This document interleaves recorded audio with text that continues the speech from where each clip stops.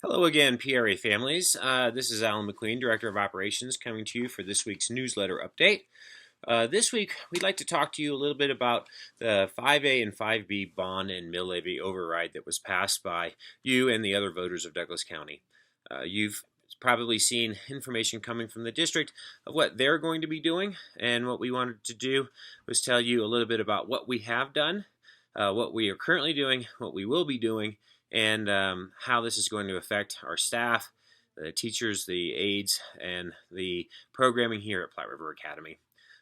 What we want to make sure that we point out is that we are holding true to the bullets that were identified as the items that were being funded.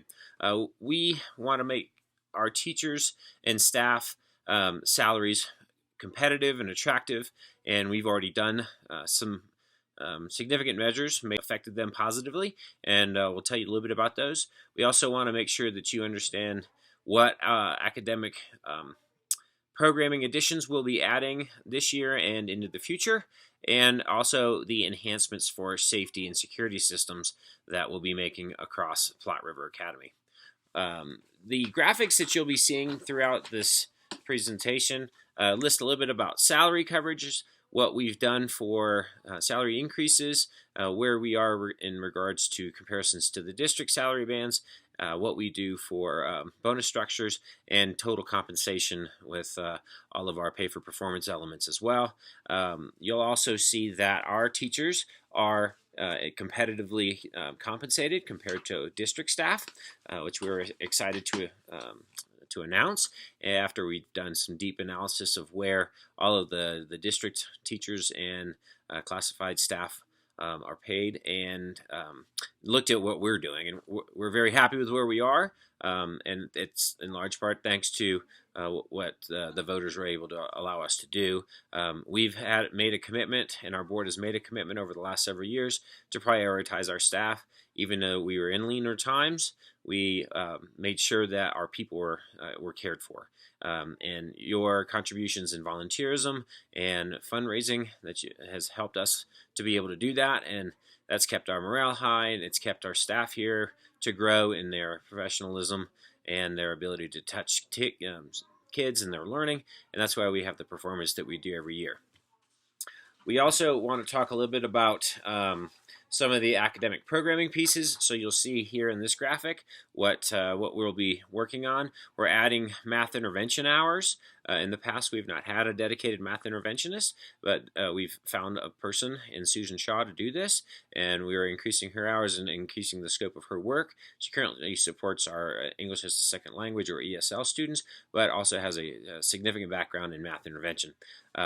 We have moved to an iReady platform that replaced iStation, and we've found that it does provide a higher fidelity of individualized instruction for our students. We moved to this product because the district had moved to it as a universal diagnostic or testing tool, but we have invested in the instructional pieces with a significant price tag, but we've used this year's mill levy override dollars that the 5A, 5B package provided in order to do that. We also have ideas about increasing our middle school programming, and also we're looking to offset some additional transportation costs. The district has not been able to provide the level of busing coverage that it has in the past, and so we've had to use charter buses. Your children may have come home and said that, hey, I was on a charter bus, or maybe if you were a parent on a field trip, you experienced that,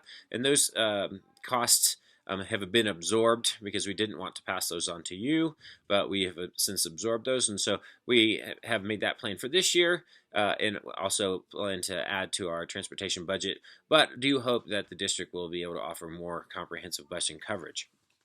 Another thing that we're doing is we have a triple play.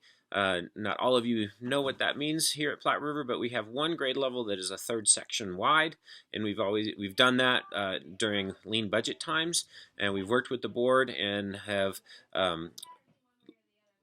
decided that we won't be continuing that next year. Those students are currently in our 8th grade.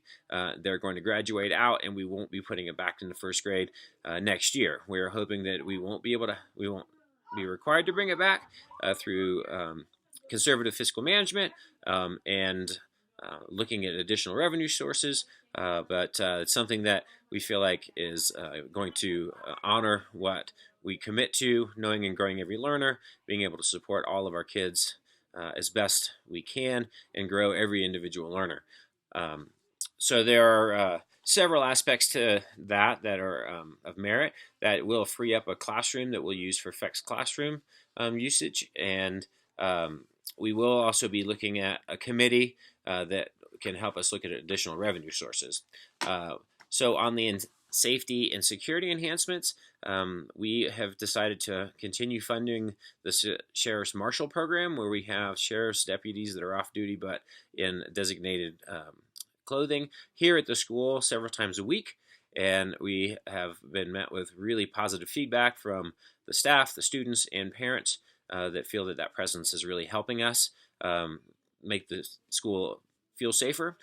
We definitely know that the Sheriff's Department has a better understanding of the layout of our building and the operations of our facility, and we've talked to them about enhancements that they feel like would be beneficial, and we're moving forward with some of those. We're also looking to put some ballistics film on our windows, upgrading some of our video and access controls, and also hardening some of our perimeter.